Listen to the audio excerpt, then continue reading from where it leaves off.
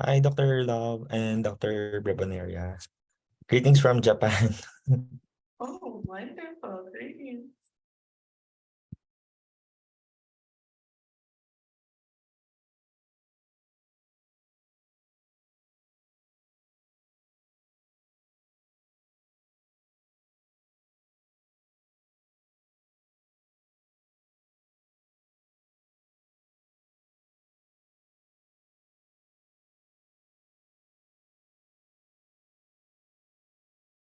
Doc Bench, can you make me a co-host so I can help you with the technicals?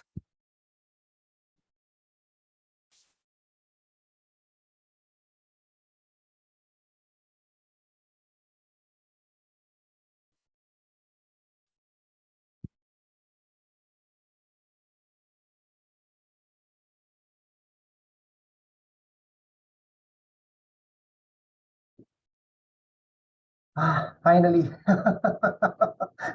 Finally. Okay, so I guess we can start now, Alan. Thank you. I'm sorry, what did you say? We will officially start. So we will just be admitting our participants now. Hmm.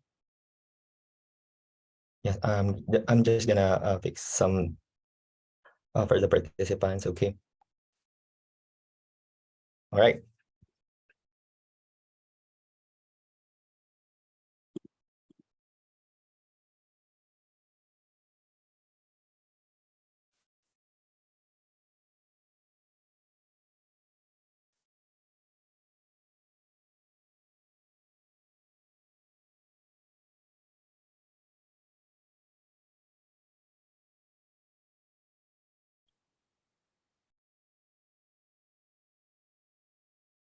All right. As the world changes rapidly at St. Paul University, Philippines, School of Nursing and Allied Health Sciences, we're committed to focus on what matters most, the value of education by providing learning for all.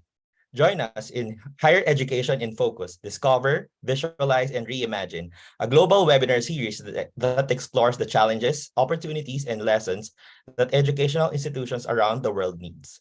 The series will also involve cutting-edge thinking in today's higher education. Learn from higher education experts, thought leaders, researchers, and innovators as they share their expertise about these contemporary topics that will benefit students, educators, and leaders across all disciplines. Good day, world. I am Alan Blaquera, and welcome to the 10th episode of our webinar series, Building, Inspiring, and Sustaining Teams. This series aims to provide practical competencies and transferable skills in response to the changing landscape of higher education, communicate current global higher education trends and challenges, and explore multiple ways of higher education professionals to respond to the change and transformation brought about by technology and innovation. Before we formally start, here are a few reminders.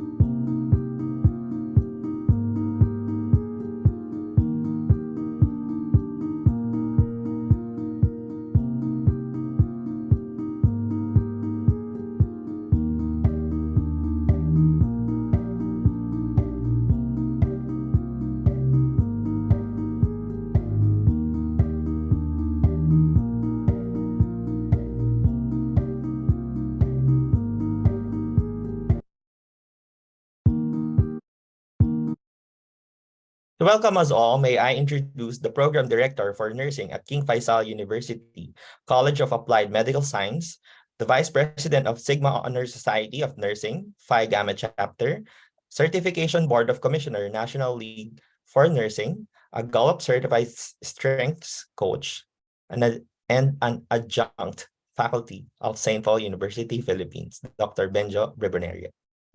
Thank you so much, Alan. Actually, I am in an adrenaline rush. So really, I tried my best to drive so fast. But the good thing is I'm here and I'm supposed to deliver some of my takeaways from the previous event. But I think it's very clear that we were given an opportunity to be in that space of learning something new, because Dr. Eric Gantworker talked about augmented reality, VR, also the benefits of using games in nursing education, although it has been in nursing curriculums since then, I mean, historically. And also some innovations that have ethical implications and that professionals and even nurses needs to be accountable, such as the chat GPT. So these are some of the things that were discussed from the previous event. So I'm supposed to really provide more of in terms of my insights and takeaways, but I think we will move on to the next part of the event, which is of course to introduce our speaker for this afternoon here in Saudi Arabia. Dr. Tiffany, the founder of the Love Leadership Foundation, is an award-winning keynote speaker and a C-suite executive with more than 30 years of healthcare experience. She is a fellow and a formal regent of the American College of Healthcare Executives, an adult and gerontological nurse practitioner, as well as a certified public leader through the Harvard Kennedy School. She also serves as a coordinator, a nurse planner, and guest faculty member for Harvard Medical School's CME course, Career Advancement and Leadership Skills for Women in Healthcare, and as an advisory council member for the Harvard Business Review. Additionally, Dr. Love is an advisory member also of the Sigma Theta Tau International Honor Society's Center for Excellence in Nursing Education and as an advisor for their Nurse Leadership Academy for Practice. She is currently an Associate Vice President and a Chief Nursing Officer of the University of Vermont Health Network Porter Medical Center after previously serving 8 years in various roles at the U.S. Department of Veterans Affairs. As an international leader in the advancement of women and diverse healthcare executive, Dr. Love serves as a chair also for the Board of Directors for the Healthcare Diversity Council, a nonprofit dedicated to promoting culturally competent care, inclusiveness, and equity. She was also recognized as one of its top 3 healthcare diversity leaders in 2021. And probably previously, she also received an award related to Service and Regents Awards for being the organization's most requested mentor and career advisor, and as well as for developing multiple inaugural PEI committees and many other initiatives. So I would like to introduce Dr. Love in my, how can I say, in my own personal way. She's one of the most kindest and generous or gracious person that I have ever crossed paths with. And we are really grateful to be having this event for the participants here to benefit from your long years of experience and your expertise in mentoring, coaching, and leadership in many other areas. So let me give you the floor now, Dr. Tiffany Love. Good morning, everyone. So I am going to start sharing my slides here. There we go. And so I have to say that, let me just move my slides over to the other monitor. Let's do this one more time. Okay. And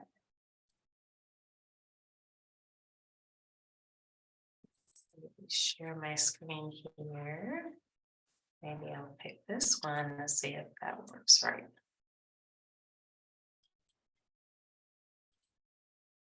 All right, so I just need to switch my screen. My apologies, everyone.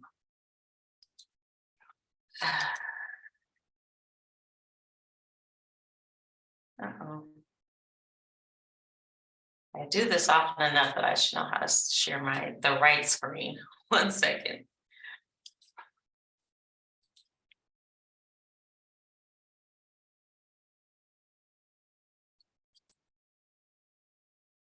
And Here we go. Are you able to see my screen clearly now? Yes, Doctor, you can see it clear this time. Perfect, perfect. Okay. So hello, everyone. I wanted to say that I follow this university on social media, and I always feel so inspired by all of the work that you're doing. So hello from the University of Vermont Healthcare Network in Middlebury, Vermont in the United States. And I'm going to talk to you today about building, inspiring, and sustaining teams. So as Dr. Benjo stated, I am the founder of the Love Leadership Foundation. And I always like to share this slide that shows you some of the work that I do outside of my day job, because I want you to know that as you are becoming nurses and advanced practice nurses, all of these roles are things that you can do. You can be the CEO of a hospital, you can be the dean of a university. So please set your goals high because you can accomplish it. Some of the things I'm going to try to accomplish with you today is to identify how to truly build trust and belonging within the teams that you serve on. I want to talk to you about how to overcome conflict. Conflict is normal whenever you're on a team, and that's really important to help you accomplish the mission of the organization. And I'm going to describe to you how to inspire a shared vision. So when it comes to building team affinity, these are the 6 elements that are most important. Number 1, having role clarity. Clear is kind, I always like to say, having clear roles and responsibilities. And I'm going to talk to you a bit more deeply about building trust, job satisfaction, commitment to the organization, motivation, and empowerment. So when it comes to building trust in teams, I love this article in this book, Why Should Anyone Be Led by You? And really, this book talks about how to become the authentic leader that people want to be led by. And when it comes to being an authentic leader, it doesn't have to do with asserting your authority over others. It really has to do more with building a personal connection with your team by sharing your stories, being vulnerable, having humor, and most of all, being humble. When I think about building teams, I like to think about all the individuals on a team. You have to think about the fact that every individual is coming to that team with their own lived experience, their own past trauma, whether it's at work or things that are happening at home. You have to think about what they're receiving from the media that is around them, as well as the information in their environment. So all teams and all teammates will have some type of bias. It's normal, it's what makes us human, but it's something to consider as you're leading your teams. When it comes to job satisfaction, these are the 5 components, according to Gallup, of what makes people satisfied in their jobs. People want to feel like they are working for a livable wage. They want to feel safe in the workplace. They want to work somewhere where they feel that they have the opportunity to advance, whether it's advancement in title, whether it's an advancement in the amount of money they make, but something that makes them feel like they're growing. Also, I would say, due to the pandemic, people are thinking more about schedule flexibility. Do they have the opportunity to work a job that also gives them the opportunity to enjoy their life outside of work? And all of the other benefits that may come with working, such as healthcare benefits or even saving up for retirement. Now, when it comes to building team commitment, I feel that this has become a little bit more tricky since the pandemic. Pre-pandemic, I would say that many people just wanted to work for an organization that they felt they connected with the mission and the vision of the organization, and they would make great sacrifices to meet the goals of that organization. But since COVID-19, many of us who work in healthcare or even at the university, it was a scary time where we started to rethink our priorities around work. And is this job really helping me accomplish what I want in my personal life? Do I feel safe when I go to work every day? And for us in the United States, we have had a significant amount of turnover in healthcare in general, as well as in academia. And I'll talk to you a little bit more about that at the end. When it comes to creating an environment of trust within a team, it really does center around people feeling a sense of belonging. Over the years, we've talked about creating inclusion in teams, but really, I would say belonging is that one step further. As a leader of teams, I like to try to be inclusive. I like to think that I'm doing all the things that make the team feel like their voice is being heard, like they're making a valuable contribution to the work. But it really is up to that team member to say, do I feel connected to my coworkers? And you want to support that work as that connectedness as a leader. But then you also have to think about, are you doing what it takes to support those individuals in their daily work? Are you supporting them in their career advancement or career development? And are you inspiring a sense of pride in the organization and the work that you are all called to do? And I love this book because it really talks about creating a psychologically safe environment for people to work in. And like I said before, we've talked about inclusion a lot, but I think that when it comes to creating safe work environments, we are moving from the thought of creating inclusion to creating a sense of belonging at work. When I go to work, do I feel like I'm working with people that I enjoy to work with? Or are they just people? Do I feel like I have friends at work? Are these people that I look forward to seeing every day when I come to work? So again, there are 7 dimensions to measuring inclusion. And, I would say it all makes sense when you think about, am I being treated fairly and equitably at work? Are they valuing the difference that I bring to the team? Are they valuing my unique thoughts? Do I have the opportunity to participate in decision making? Do I feel safe at work? Do I trust the people that I work with? Do I feel like I am truly a member of the team? And when it comes to diversity on teams, that is really crucial. We are all working with people from different cultural backgrounds, different religious backgrounds, different racial backgrounds. And so we have to be thoughtful about being respectful of what each individual is bringing to the work that you're doing. Now, a lot of people will do Gallup surveys or some type of an employee survey to try and assess, do people feel like they belong? I personally feel that I shouldn't say I personally, people typically report that if they want to say something negative in a survey, they worry that somehow someone will find out that they said something negative. So they are reluctant to share when things aren't going well in a survey. So that's why I like to do leadership rounding. And I will tell you, the frequency of the rounding is key. When you round frequently, people feel like they know you, they start to trust you, they start to feel more comfortable telling you what's going well, but also what isn't going well. So my recommendation is to be thoughtful, to listen, allow people to provide negative feedback as long as it's respectful, reflect on that and respond to what they're saying, because people will be reluctant to share the negative feedback if they see that you're not taking action to make things better. So next, I'm going to talk to you about creating a culture on a team. When it comes to creating a culture, it's important to understand the different stages of team development.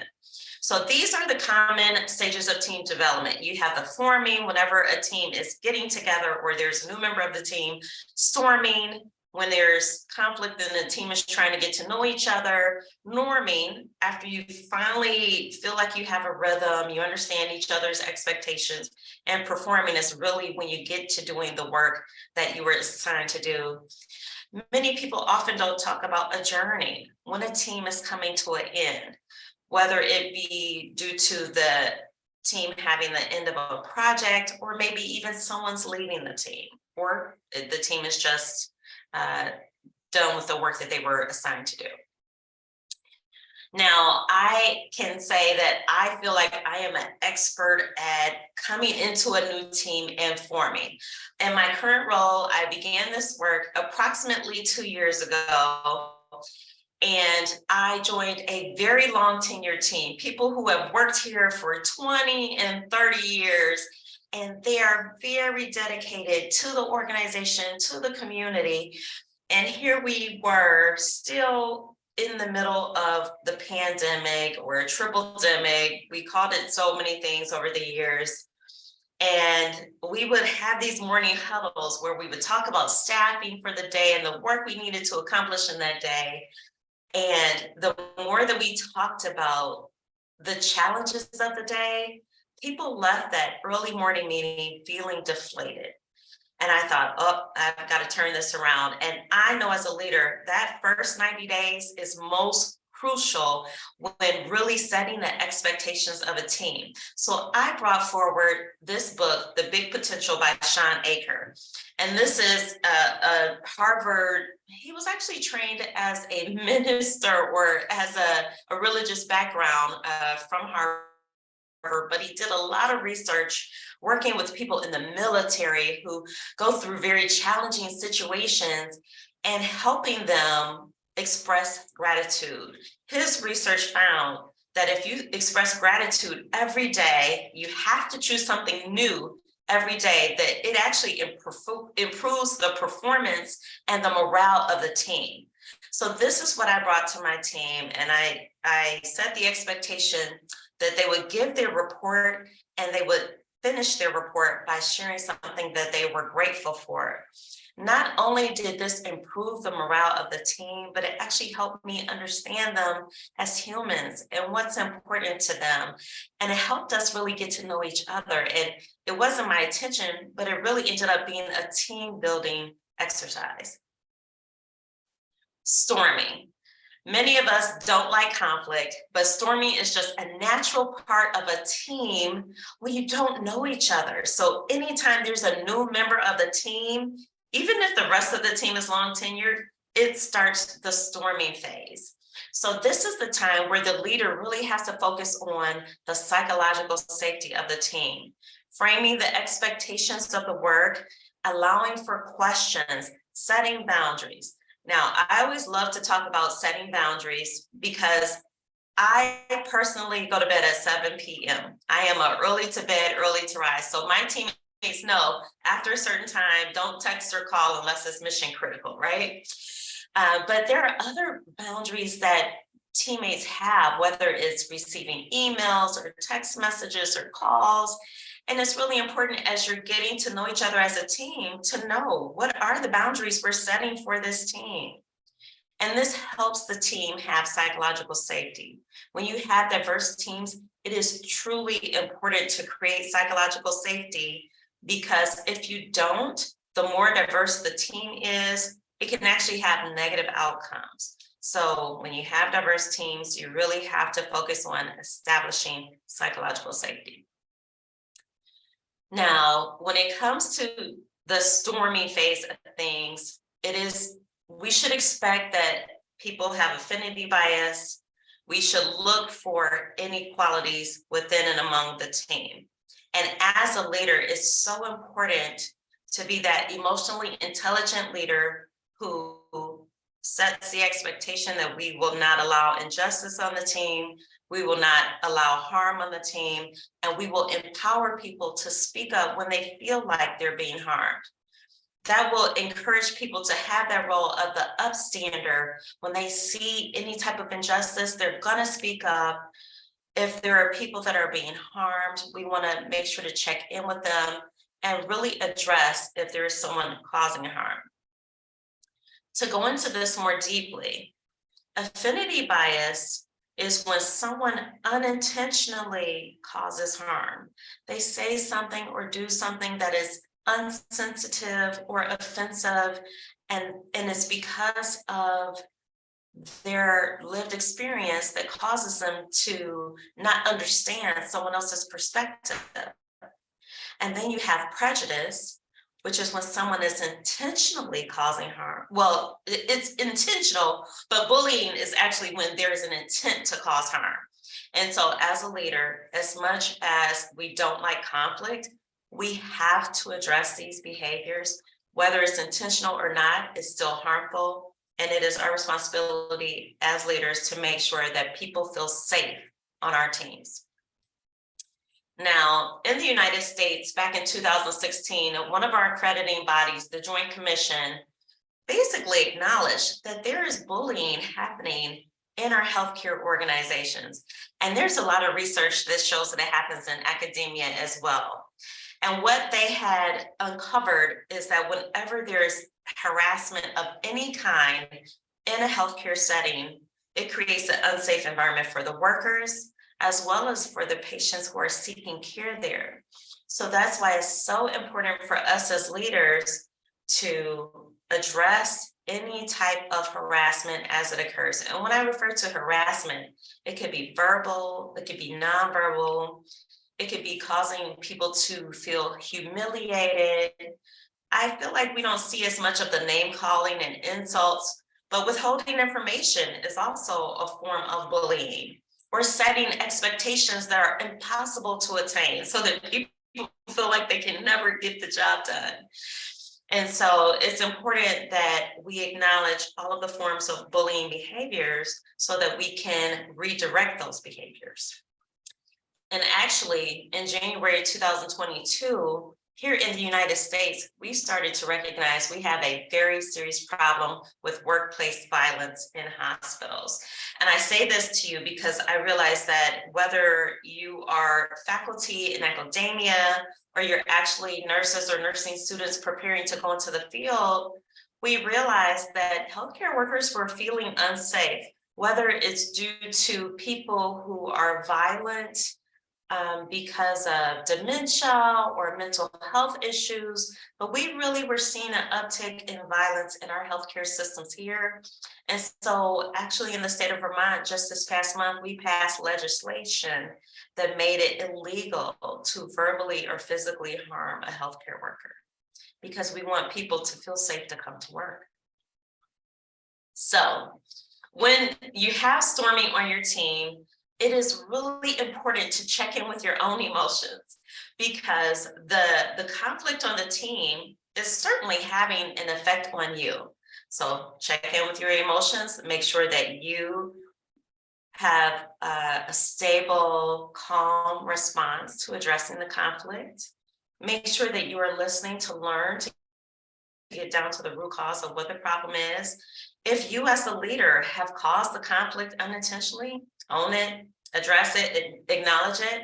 If it is a problem between teammates where it's due to a conduct issue, it's important to address that. And for me, I really love the magnet model. And when it comes to problem solving, I like to use a shared governance approach. I like to invite the team to tell me what they think we should do to solve whatever the problems are. Norming is when you're really getting to the good part. Your team is getting used to each other, and now you can really start to focus on the work that needs to happen. And really, when it comes to the norming phase, this is when you really get to work with your team and model the emotional intelligence of a leader, having the self-awareness and self-control. And if you see that your teammates need to enhance that skill, you can really coach them on that. This is a time where it's really important to allow bi-directional communication, not always just giving your team orders or giving them direction, but also allowing them to give you feedback. Are you giving clear direction? Are you communicating what needs to be communicated? That the more that you communicate with your teams and share with them the direction of the work that you need to do, it gives them a sense of stability and calm. They know what to expect. So encourage fact-based feedback. I say that because sometimes people will give you feedback that is not very helpful. So really make sure to help them focus on being fact-based and logical in the feedback that you're giving you. Encourage compassionate conversations. I feel that healthcare is very stressful right now. And so we want to be thoughtful and kind to others and encourage our teammates to do the same. And really encourage your team to manage their stress. Encourage that work-life balance. If they're feeling overwhelmed, I personally will ask a teammate to take a day off or to work from home or to do something to give themselves a mental break. Now, the norming phase, again, I mentioned this before in that one other book, is so important to build trust within the team. That's how you get to do the really important work and feel valuable as a teammate. Share personal stories of success and failures, be vulnerable, share that opportunity to have a little humor, a sense of humor at work, and always be humble. Now, when it comes to leading teams, people really want to have some autonomy. And you have to be very careful between how much autonomy you allow the team to have.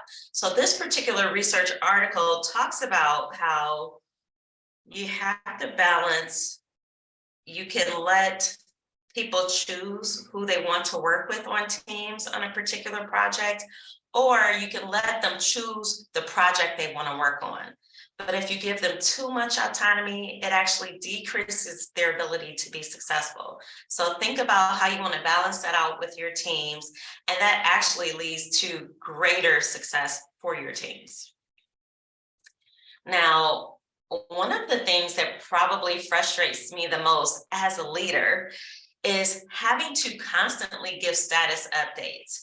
It's really important that you as a leader, you want to know that your team is making good progress towards goals, but you don't want to make status updates so time consuming that people feel like they're spending more time on writing down the work that they're doing instead of doing the actual work. That creates frustration. It's a waste of time.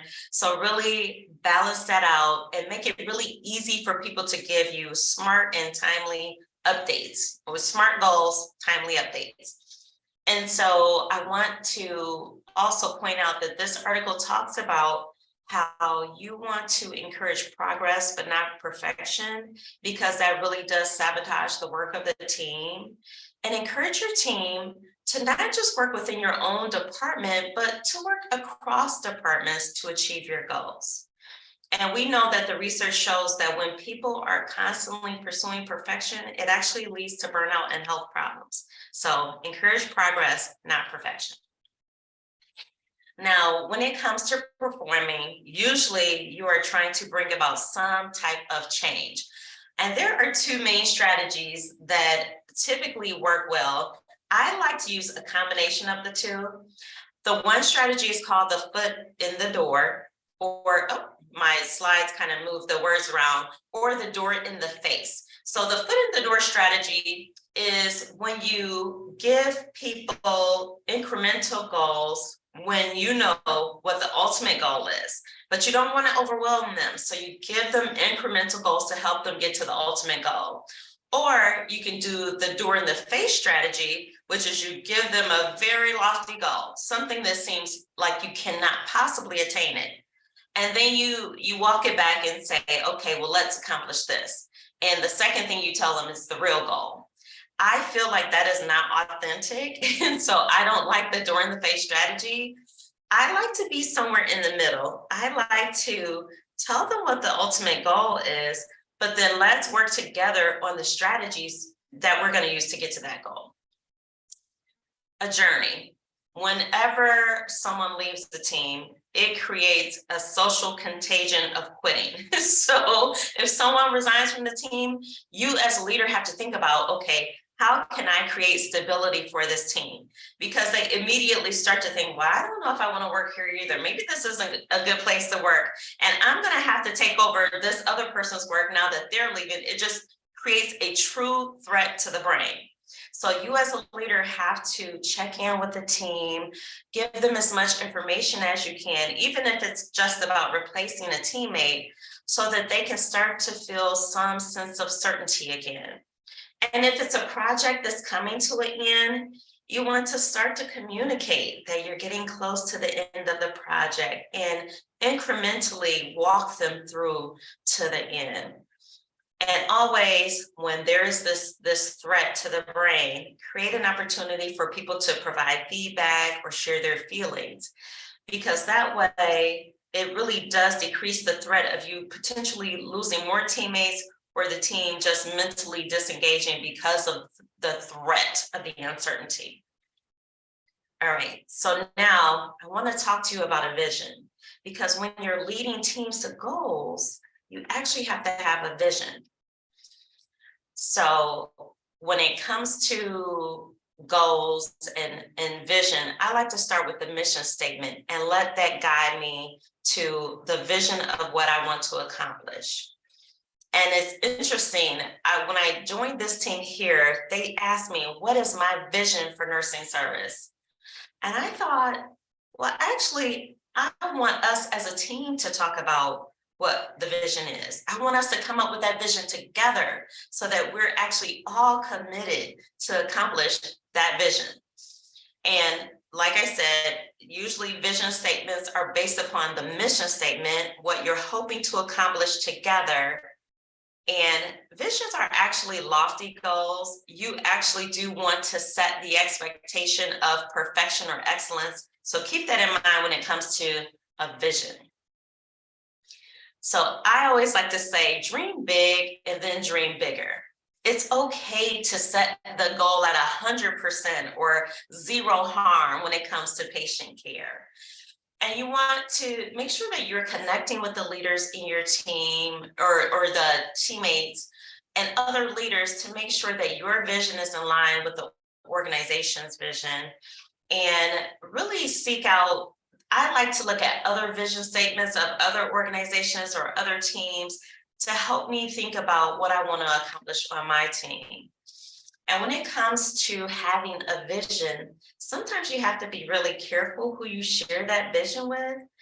People may unintentionally discourage you from your vision, and you don't want that. So sometimes it's best to keep that vision to yourself until you're really ready to implement it. Now, the vision that I set for my career was to create safe and equitable work environments. And that vision guides me in all the work that I do, whether it's working as a chief nursing officer, whether it's working as adjunct faculty at a university, or even the public speaking that I do. It always comes back to my vision for my career and my life. And that is what guides me in the vision for my work. So we have very traditional ways to come up with strategies. You start with your vision, and you have to be very clear on what your vision is, because if you don't have clarity, you can't communicate it to others. And you want to try and recruit people that are going to support you in the vision, and they're going to help you carry out the strategies to accomplishing that vision and the goals for your team or for your organization. It's really important to have measurable results. I can't tell you how many times I've worked on really high performing teams, and we'll set a goal and then we'll realize, but you can't really measure that. So that can't be a goal, because we will never know if we attained it. And it's really important as you're setting the goals and strategic plans that you're thinking about being innovative, using the new technology to help push you forward. And most of all, every day when you get out of the bed, lead yourself. You can't lead others if you don't know how to lead yourself. So think about the skills that you need to lead your teams, and make sure that you're investing in your career development so that you can be a better leader to others. Now, we're talking about the vision for team goals. It's important to reflect on the history. Whatever goal you're trying to set within your team or your organization, you have to reflect on, has someone tried to do this before? Were they successful? If they weren't successful, what were the barriers? And that will help you potentially be more set up for success in your goals. Just thinking about the past and why people may not have accomplished this goal previously, learning from those experiences and moving forward to attain that goal. You want to make sure you're thinking about all the stakeholders. It's really frustrating or even challenging when you are setting a goal for your team and you haven't thought about all of the stakeholders and you don't include them. People usually don't receive it well if you bring them in after all the work is done. They want to be at least asked for their feedback if they are truly a stakeholder in the work that you're doing. And so identify the people that will support you, but also identify the people that may not support your vision and your goals. And try to really assess, can you persuade them to align with you to support your goals and vision or not? If you can't persuade them, please don't get stuck there. Continue to work with the people that support your goals and move forward. And I always like to say, when it comes to setting strategic plans, talking to stakeholders, it's really, really important to check in with all the employees from the frontline staff up to all of the leaders within the organization or the academic institution to make sure that you are thinking of all the root causes of the problems that you're trying to solve. So again, developing that strategy with the key stakeholders in mind, thinking about who your customers are. Is it the students? Is it the patients or your community? Think about who your stakeholders are and what you will need from them in order for you to be successful.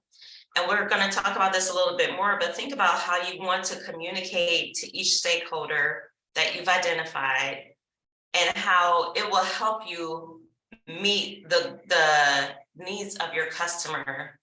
And always reassess your strategies, your tactics, and be willing to revise them. You don't, just because you set particular tactics doesn't mean you can't change them if you realize they're not working. So this is probably one of the most important parts of having a vision and a strategy is communicating it. Who is your audience? Is it the dean of the university? Is it the CEO of a hospital? How will you communicate it?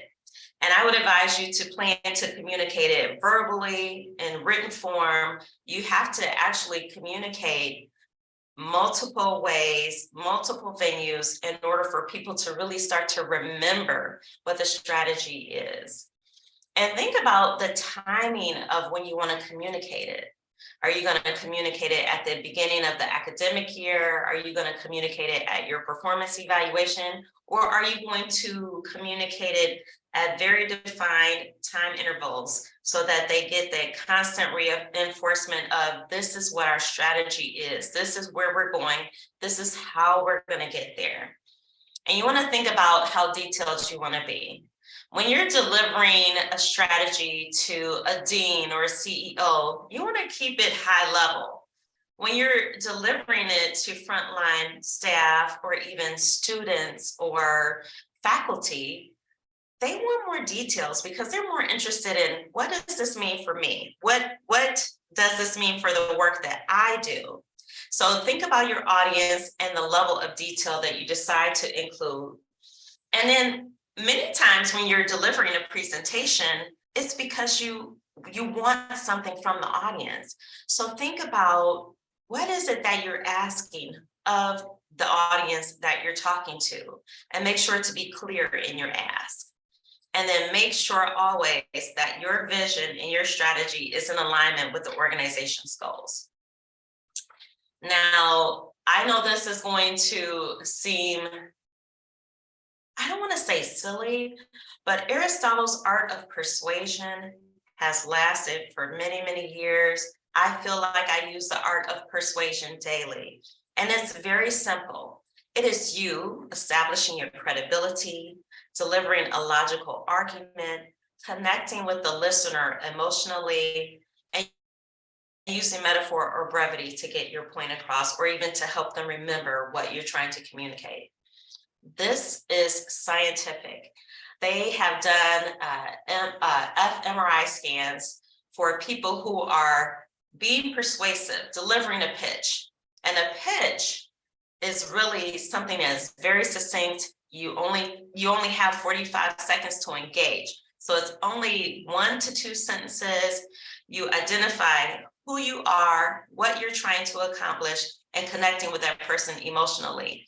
And if you do this successfully, and someone is doing an MRI scan of your brain and the listener's brain, you will have a coupling. It's a neural, I'm not going to see the word here. I've forgotten. It's a neural coupling that can be seen on, listener neural coupling. So it's something that you can see on an MRI scan that really shows that the listener is connecting with you and you are actually being persuasive. So last, I want to talk to you about sustaining effective teams. Now, this is a research that actually was done regarding Saudi Arabia and higher education. Now, here in the United States, I have talked to deans who tell me that they are down 10 faculty members. And I think, how can you possibly implement a curriculum when you are down 10 faculty? There are only so many classes one faculty member can teach. But this research that was done regarding Saudi Arabia and higher education showed that you actually have very good retention. This particularly focused on human resources and the work that they do, and really showed that you have great retention rates. So whatever you're doing, keep on doing it, because in the United States, it is exactly the opposite for us. And when it comes to the threat of turnover, a lot of times it's due to conflict in the workplace. So that's why it's important, again, to make sure that you are addressing conflict when it is occurring. And I'm going to talk to you a little bit more about that. So when it comes to managing conflict, I love this book by Cy Wakeman. There's a lot of research that was done here in the United States that shows that leaders spend 2.5 hours a day dealing with hurt feelings, gossip, trying to redirect defensiveness, and addressing tattling in the workplace. And so she has created what she refers to as reality-based leadership. When people come to you with problems, help them not focus on the story they've created in their head, but help them focus on the facts and manage that conflict. Conflict is necessary. Please don't try to avoid it. Avoiding conflict does not preserve harmony. Conflict sometimes actually helps you address really important things that need to be done in the workplace. So it's important to address it timely, and know that if you don't address it in a timely manner, it just builds tension in the workplace and it makes it more difficult to address when you have to address it. There are 4 types of conflict. Typically, when you have conflict with someone else because you disagree, you may be disagreeing about what work needs to be done or how to get the work done. What is the process? And I would say on my team, when you're a senior leader, most importantly, there's conflict when there's a lack of role clarity and we don't know who is the decision maker, who is the one that says, this is how we're going to get it done. Conflict causes a threat to the brain. It's what we refer to as the amygdala hijack. Your breathing feels short, your heart is racing, you are in a situation that you just want to flee. So most importantly, when you're in the midst of conflict, focus on staying calm. And when it comes to managing conflict on the team, there are people who are going to be conflict avoiders and conflict seekers. Some people just like to confront the conflict head on. Other people shy away. So you have to look at the patterns on your team and really assess who are the conflict avoiders, who are the people that invite the conflict, and help them, if they have conflict with each other, make sure that one doesn't kind of overrun the other, because those conflict seekers tend to be the dominant one when addressing the conflict. And we all work with difficult personalities. This is a book that I wish I had before I started working in the government, because I had to learn this the hard way. There are going to be people who you feel are challenging to work with in the workplace, and that is okay. But arguing with them or fighting with them is never the solution. You really have to learn what is driving them and really plan for a successful outcome to work together towards your goals. That is the end of my presentation, and I'm going to stop sharing so that I can invite questions. That is an amazing presentation. It's very rich, particularly the books that you have mentioned are actually excellent books. So Some of my favorites, thank you. yes, yes, doctor. Actually, it's especially there's a certain part of the presentation that I think that is in the leadership challenge. There's a certain part, especially uh, the topic related to vision. All right. So we will be calling in my dear colleagues first for them to provide and give their thoughts. But of course, I would like to first call in Mr. Rosell. Mr. Rosell, to provide us with some words of wisdom and also something that that is related to the presentation of Dr. Love. Sir Rosell, are you there? Yes, sir. Okay.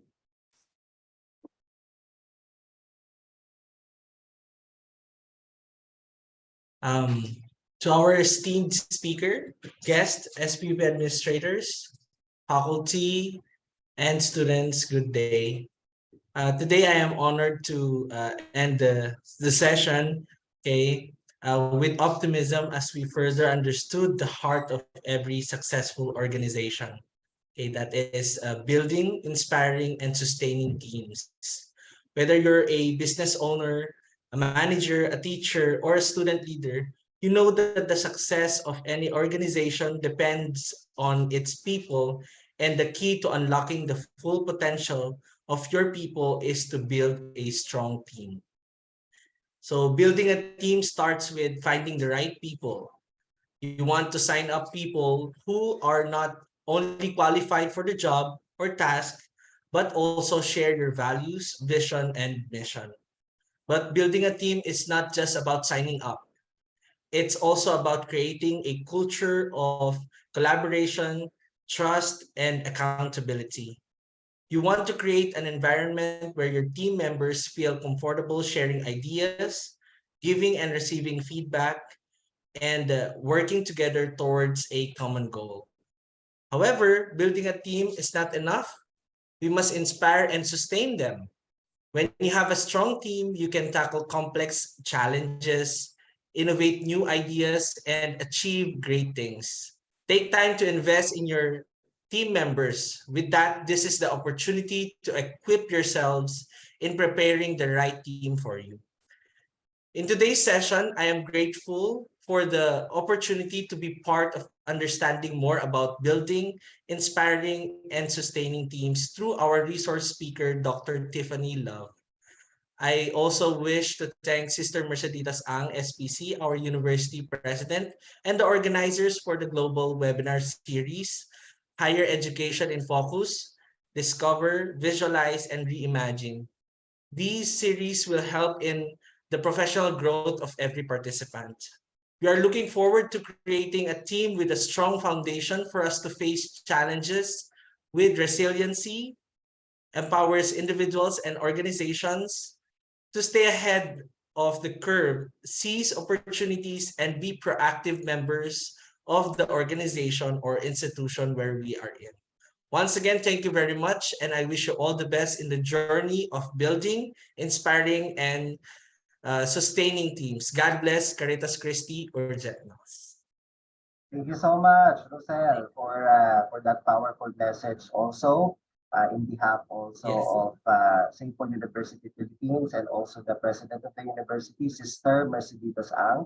So let me also call in some of my dear colleagues here before we quickly read some of the questions posted by the participants. So Dr. Jeremy would like to share something, probably some takeaways from Dr. Tiffany's presentation. Good evening, everyone. Good evening from the Philippines. Hello, Tiffany and Dr. Bench. I'm sorry. I am saving on the sustainability of internet connectivity, so my video wouldn't work well. Nevertheless, the session is great, especially that the topic is on sustaining leadership.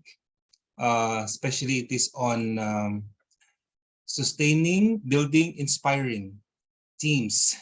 It's more of uh, putting together communities working towards a common goal in order to build good relationships, in order to be able to propel the dynamism of the organization, and such dynamism, such community, not just teamwork, such community work would eventually give out the best service that the organization can offer to the constituents, to the people.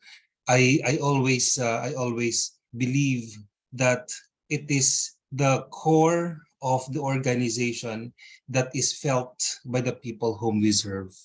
So that is the sustainability portion of teams that we have built. Thank you very much, Tiffany, for sharing your notes, and thank you very much to all the participants tonight. Doc Bench, thank you. All right, so I'll be calling in next Dr. Alan, please. Good evening, everyone, and good evening especially to our speaker, Dr. Tiffany Love.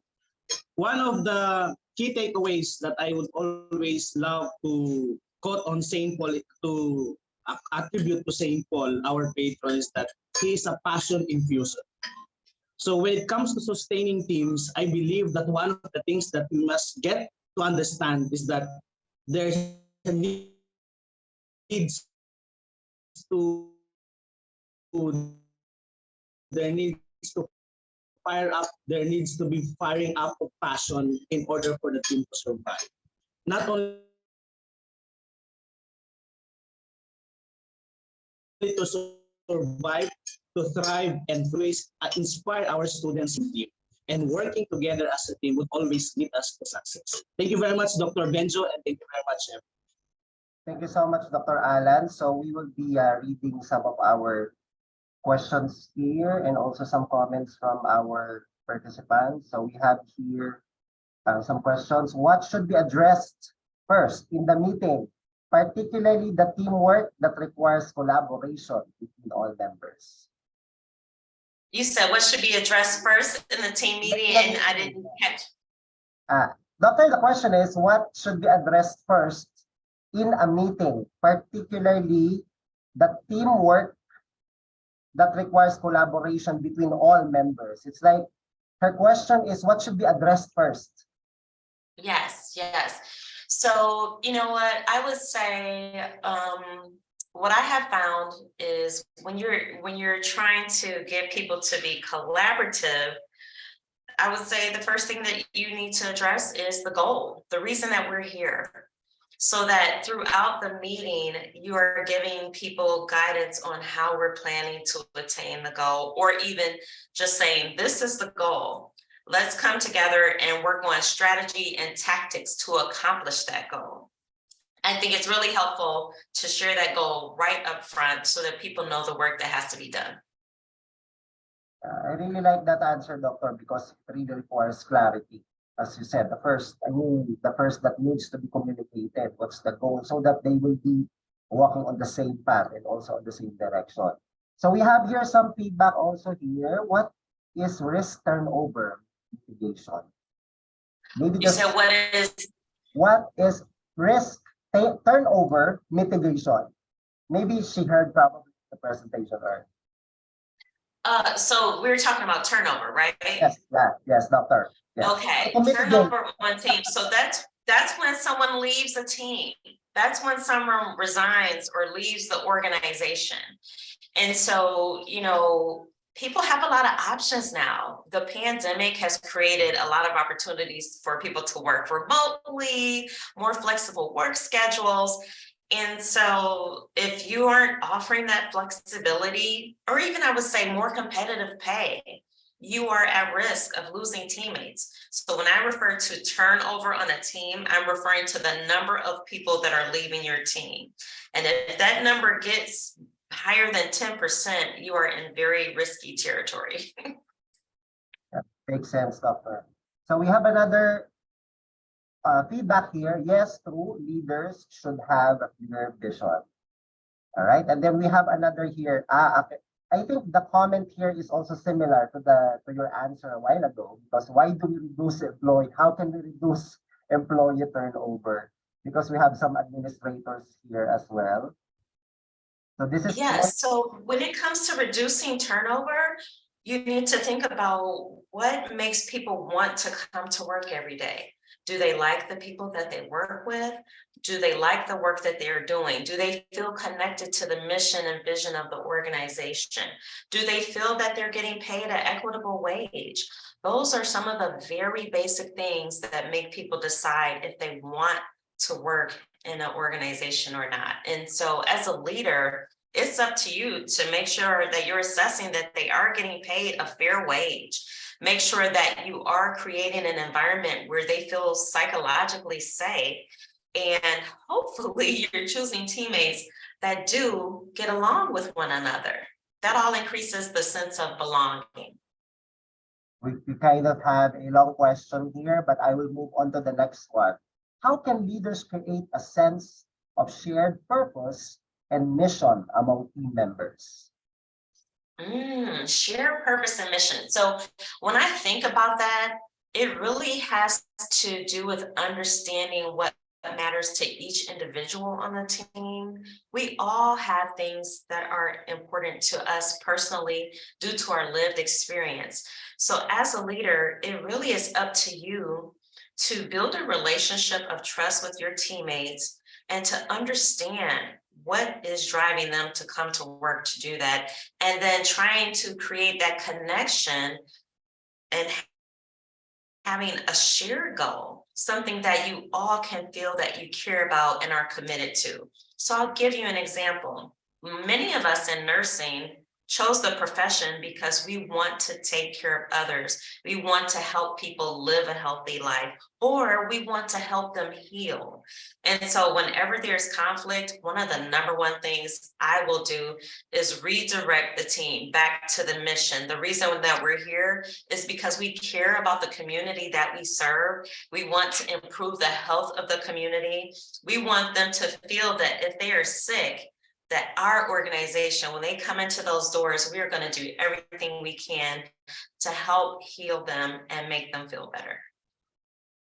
That was an excellent answer, Dr. Tiffany, because it's like the importance of really going back to the roots. Like, why are we working as nurses? That's In right. which our profession itself is grounded on the principle of not only taking care of patients, but also taking care of the people around us. So, That's right. Absolutely. all right. But I will give this chance because probably this is kind of personalized.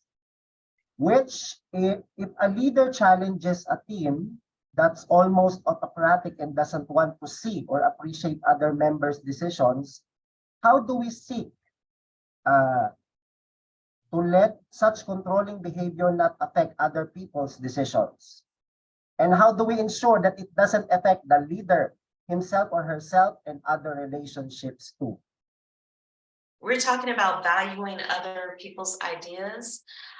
When I have a meeting and we have a problem that we're trying to solve, I like to go around the table and invite every person to share their thoughts, to share their ideas.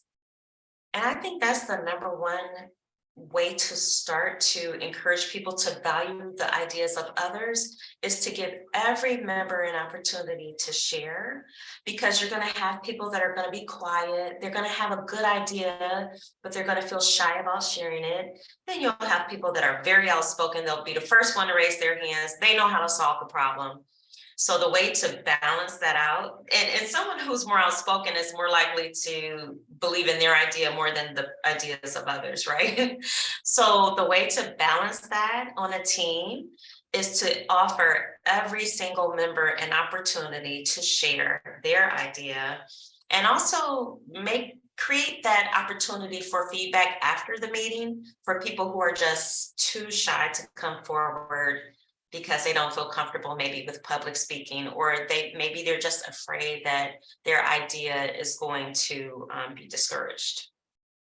Thank you so much, Doctor. Doctor, within your presentation, there are certain elements that I saw, particularly when you mentioned about authenticity and also vulnerability. And I would like to ask this question. This is a personalized question. I mean, how did you, within your journey in this, journey of leadership and ups and downs of leadership, how did you develop that kind of authenticity throughout, that journey? How? Like, I'm sure a lot of some of our nurses here are curious about that. Yeah. So I would say that when you're going through a leadership challenge, that's not the right time to communicate.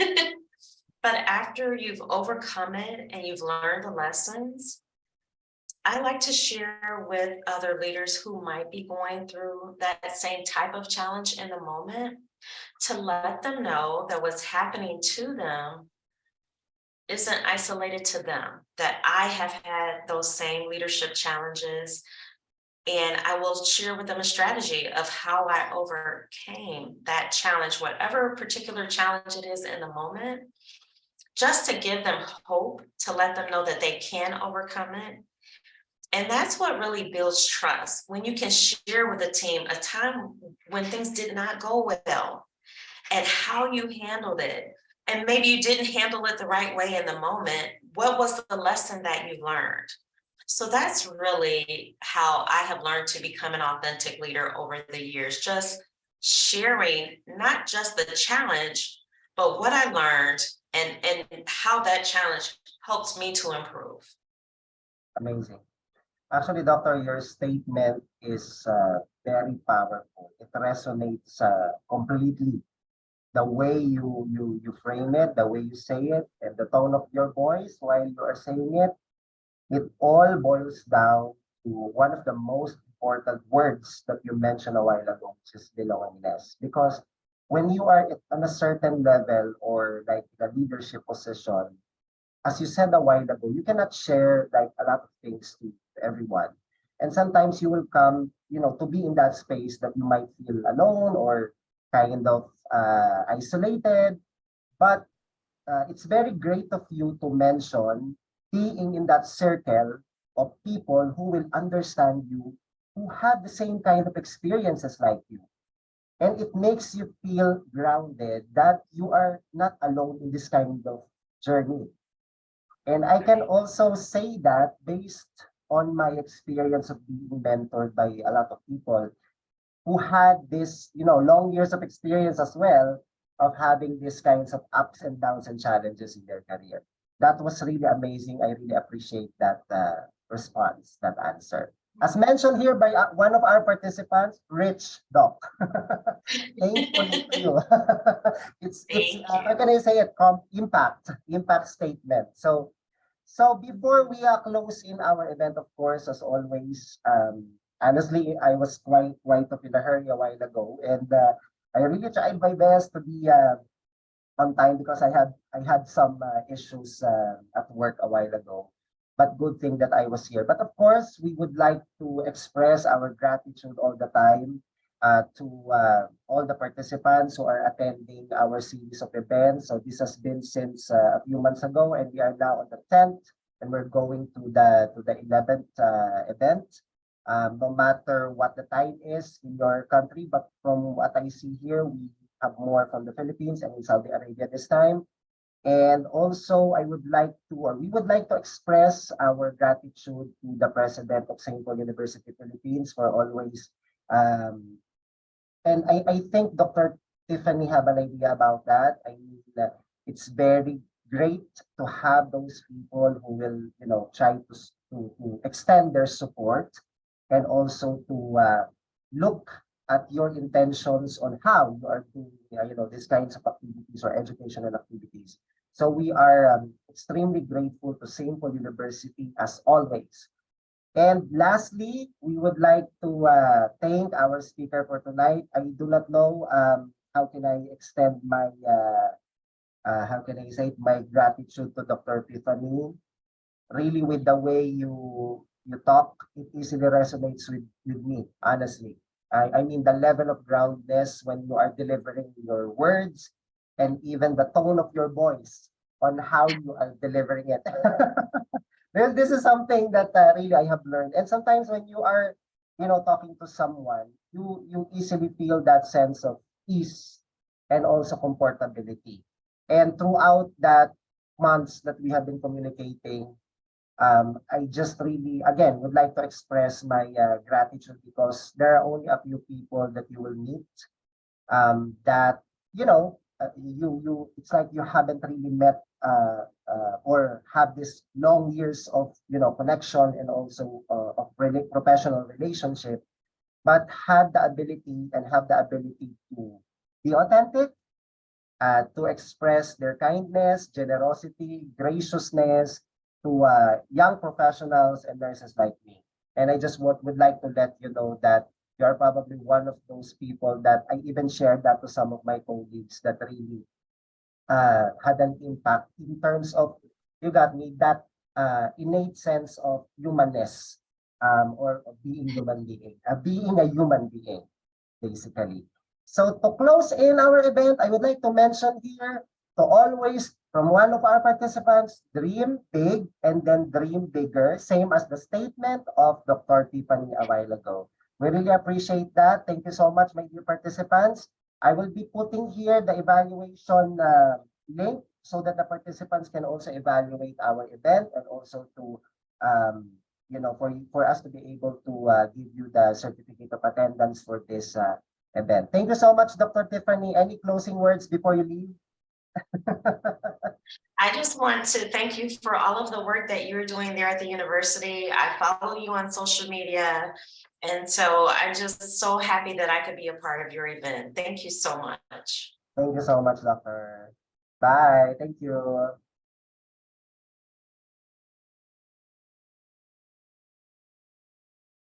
Okay, to our participants, just quickly do our evaluation so that we can, because we will be closing the event in a few minutes. Thank you.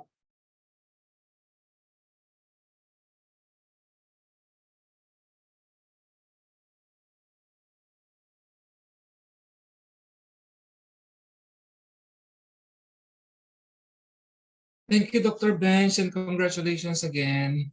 Thank you, Doc. Thank you so much for the support. Okay. Thank you, Yeah, Rochelle. off na ako na. Yeah, thank you, everyone. Thank you, sir. Oo, lakas ang ulan. Opo. Maulan ba? Maulan dyan ngayon sa atin? Sa Philippines? Almost every day na umulan. Tsaka merong low pressure sa Eastern Philippines, Southeastern. O yung kapag may mga taga Southeastern Philippines po sa atin, mag-ingat po kung may paparating na bagyo. Thank you, my dear colleagues. Thank you so much. Thank you po. Congratulations. Alan. Thank you. Anymore. So Thank thank you, you. also, Doc Alan and Sir Alan Blaquera also. Opo. Right. See you soon, Doc Bench. See you soon, Doc. Bye. Okay, bye-bye.